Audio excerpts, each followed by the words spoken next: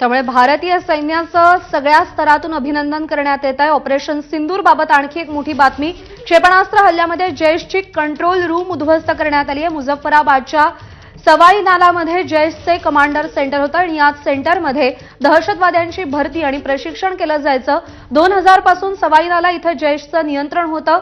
Operation सिंदूरमध्ये आणखी एक मोठं यश मिळालेलं आहे। हेडक्वार्टर उद्ध्वस्त करण्यात आलंय, त्यासोबतच कंट्रोल रूम देखील उद्ध्वस्त करण्यात आली आहे। सोमेश कोलगे आपल्याला अपडेट देईल। सोमेश, कंट्रोल रूम उद्ध्वस्त करणं कसं महत्त्वाचं आहे?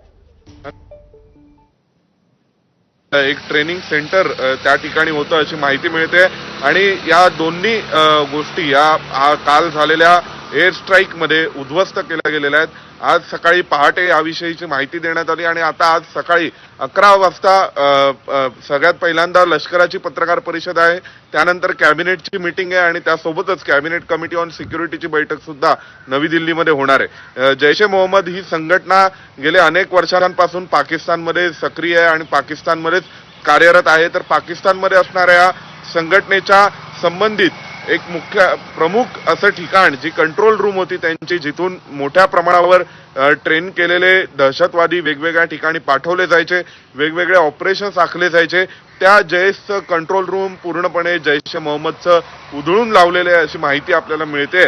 त्यासोबतच इतर अनेक ठिकाणी याच स्वरूपाची मोठी कारवाई आणि मोठं यश हे सुरक्षा यंत्रणांना आणि आपल्या सुरक्षा दलांना, हवाई दलाला मिळालेलं आहे।